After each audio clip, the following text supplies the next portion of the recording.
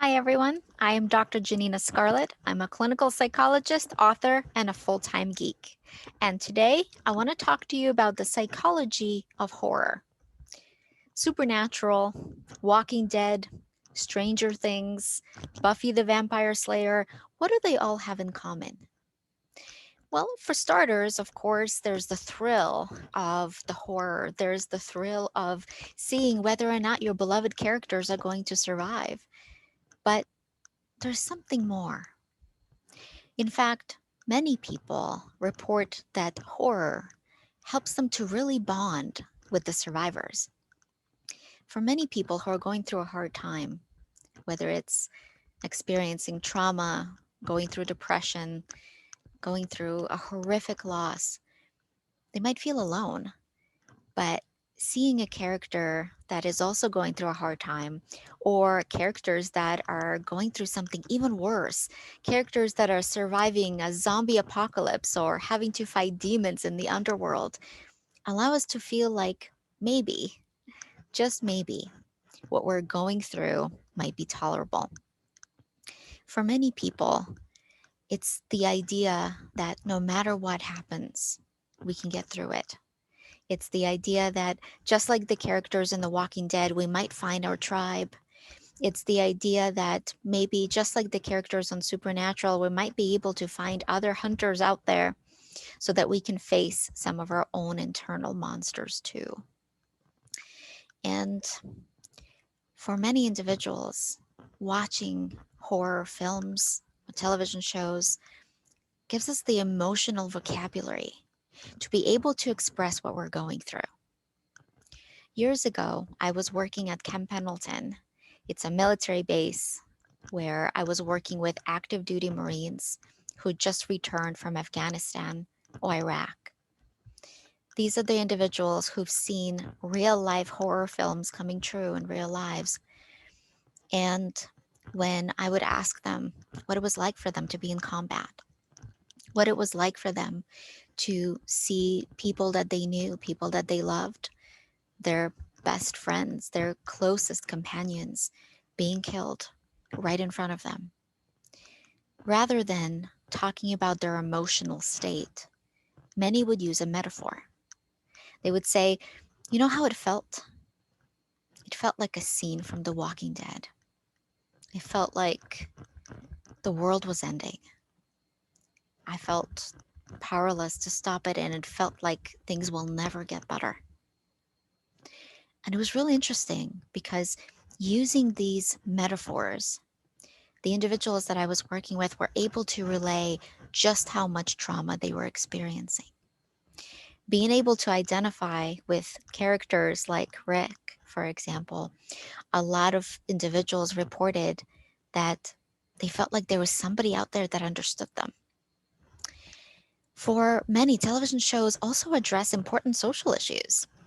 Whether we're watching the chilling adventures of Sabrina or Winona Earp or Grimm, a lot of times we as viewers might see something we already feel passionate about represented in a medium that we already like, in a way that can give us the representation of this particular issue or allow us to see how we might be able to take action. Whether it's standing up against misogyny, whether it's standing against racism, whether it's supporting the LGBTQIA community, a lot of these shows depict the issues that many of us already fight for and already believe in ways that we can get behind and in ways that we can use to support one another if we're going through the same kind of experiences. And more than anything else, individuals report that television shows, especially television shows that depict trauma and horror, allow them to experience a kind of a surrogate support group. For example, individuals watching Stranger Things, Supernatural, Buffy the Vampire Slayer, and other related shows report that when they're experiencing the biggest, most loneliest, most excruciating experiences, when they're able to watch these shows, they feel a little bit less alone. In fact, For a lot of individuals, watching these shows can allow them to identify and name an emotion that they've gone through that they might have never been able to understand before. For example, one of the clients that I was working with, let's call her Kelly. Kelly reported that watching Supernatural allowed her for the first time in her life to realize just how lonely she felt in struggling to face her own internal demons. Kelly had been struggling with depression and social anxiety after a history of severe bullying and after alienation from some of her family members. Well, when Kelly and I started working together, I asked her to think about her origin story. She thought of her origin story as an event that occurred in her elementary school. She remembered there being a teacher who embarrassed her in front of her entire class, and how other students in her class started making fun of her specifically because of that event. In a lot of ways, her life became a real life horror story where everywhere she went, she was called different kinds of nicknames and she was made fun of. By the time Kelly got to high school, she had a really difficult time just going into school. If she ever had to do a presentation, she would miss class and take an F over being able to stand in front of her class for even an idea of potentially having somebody make fun of her. So, in writing out her origin story and writing out the event that started it all, the embarrassment and the bullying that Kelly went through, she was able to realize that although this is her origin story, that just like some of her beloved characters in Supernatural, the origin story is just that. It's the beginning of our heroic journey, and the rest of our choices are up to us.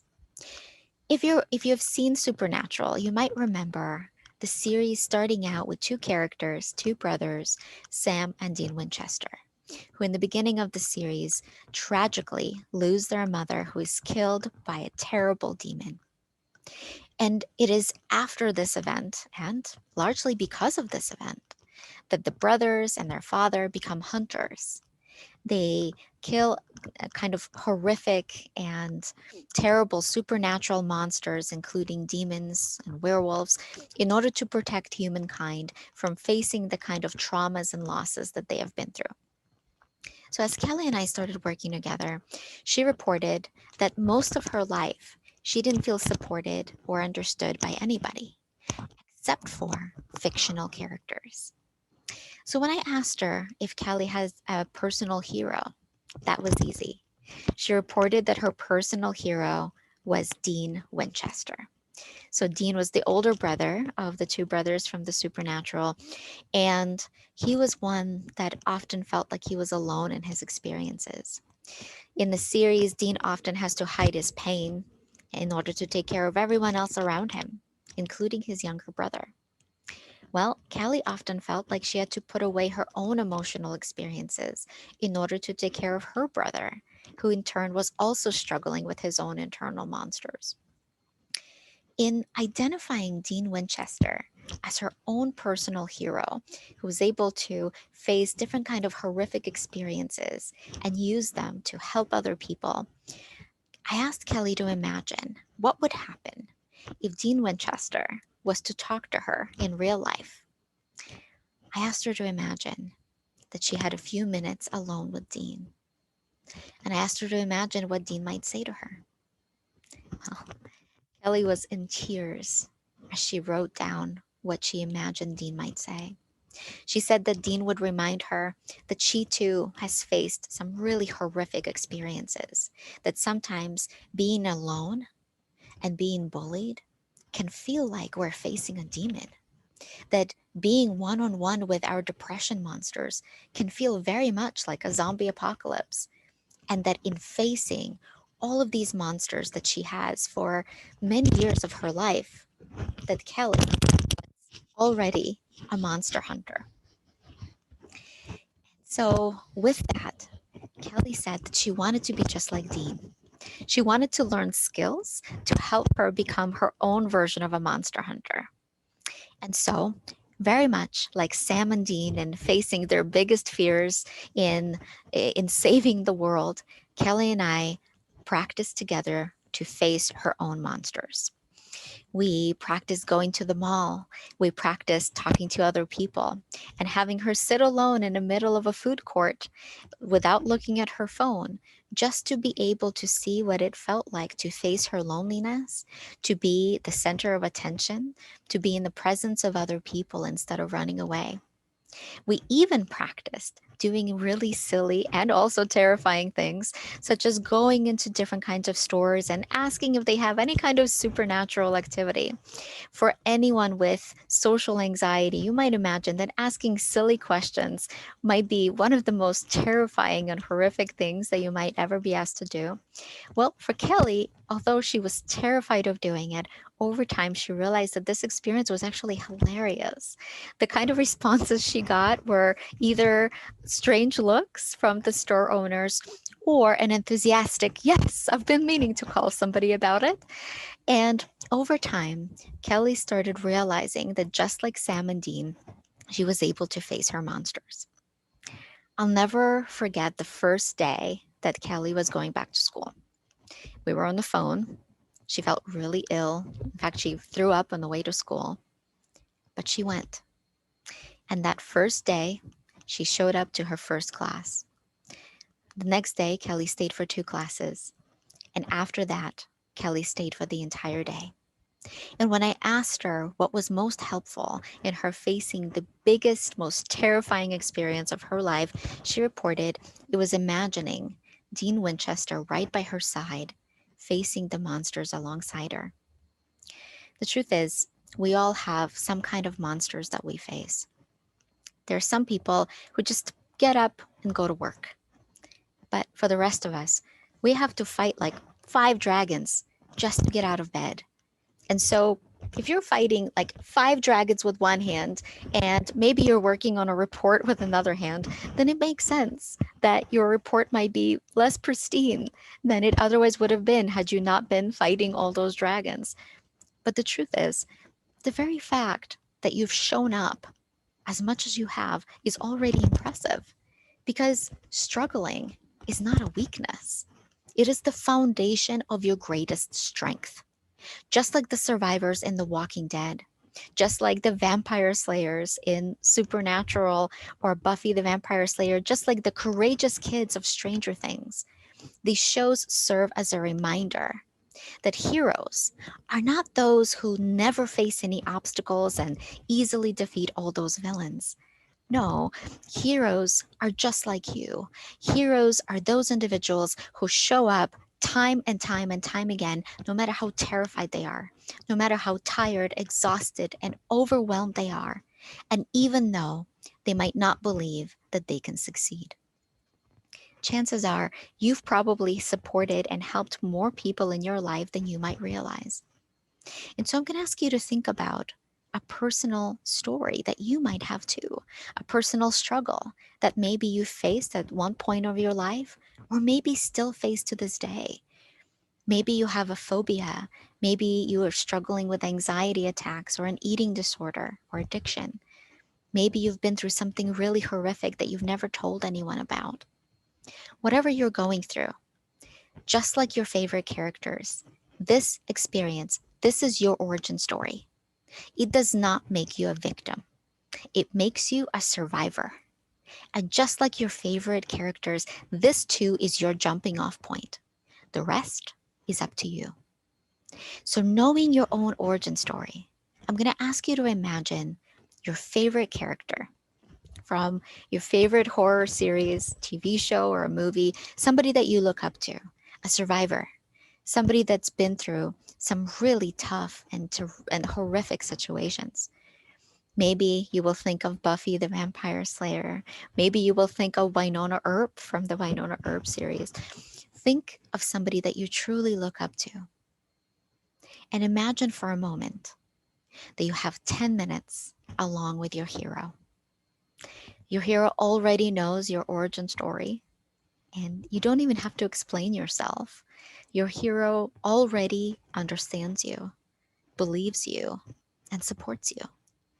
And if your hero had the most compassionate, supportive, and encouraging message for you, what might your hero say to you?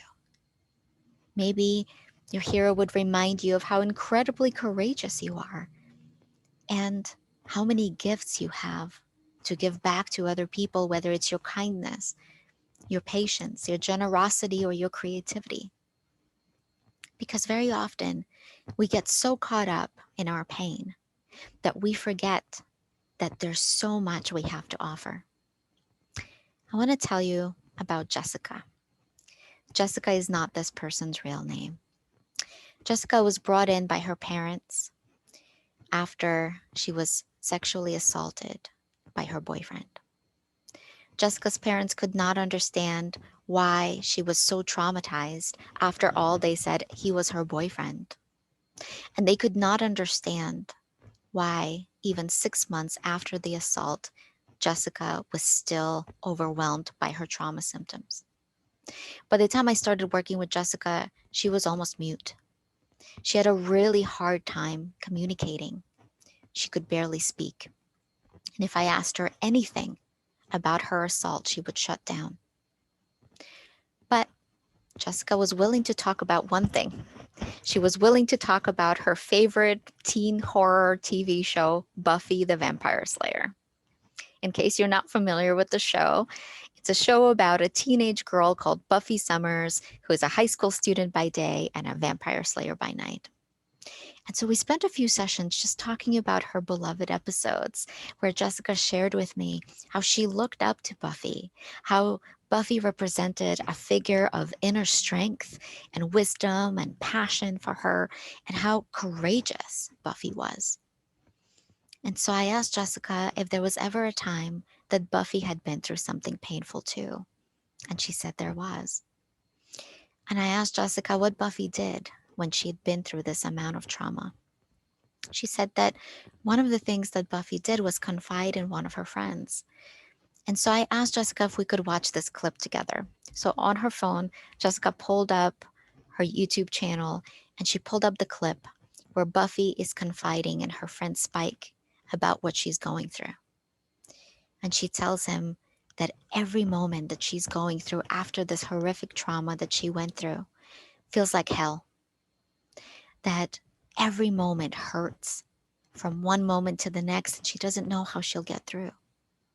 And it was in that moment that Jessica pointed to the screen and she said, that's what I go through every day. It was because of this television show that Jessica was able to regain her voice, that she was able to verbalize not only to me, but later to her parents about how much pain she was in. She was able to show that entire episode to her parents that night, who for the first time were able to understand the true horror of their daughter's experience. And over time, I asked Jessica, what would Buffy tell her if she could have a few moments of Jessica's time? Jessica thought about it and she said, Buffy would tell me never to give up, to continue slaying my own inner monsters, and also maybe to have conversations with others. And so, because of this, because of her own hero, Buffy, Jessica decided to tell her best friend about what happened to her. She told her friend about the sexual abuse that she went through, and she told her friend about how she felt alone. Well, much to Jessica's surprise, her friend burst into tears and she said, "Me too." Jessica didn't know that her friend had been sexually assaulted as well because neither one of them was able to share it with the other. And it was because of this television show that Jessica got the courage and the skills to share her experiences with other people. And so, what I wanted to tell you is this: if you find yourself spending hours watching television shows that have horror or some kind of horrific elements to them, you're not alone. There are probably many reasons why you like these movies and television shows, or perhaps games or books. They serve a purpose. Of course, thrill and excitement is a part of it, but there is a bigger reason. These kind of stories allow us to remember that we're not alone. They allow us to remember that we too are survivors. And what I wanted you to remember is this: just like your favorite heroes, you too are the chosen one. You are the hero of your own story. You are the slayer of your own inner dragons and your own inner vampires. And just like your own personal heroes, you serve as a hero to somebody else. You might not even realize it, but chances are there's somebody out there whose life you've saved or forever changed by something kind that you did back when this person was facing their own inner monsters. And you might not even realize it because this person might never think to tell you just how much your kindness or generosity has helped them. And so, my point is this: every single one of you is a warrior in your own horror film. You are a survivor, you're a hero, and a dragon slayer. And please remember that every day you make a difference. You have a gift to share with the world, whether it's a gift of your own experience, of your own survivorship, the gift of your kindness, your creativity, your generosity. You have what it takes to make a difference, not only in your own life, but in the lives of other people. So, from the bottom of my heart, thank you for being wonderful.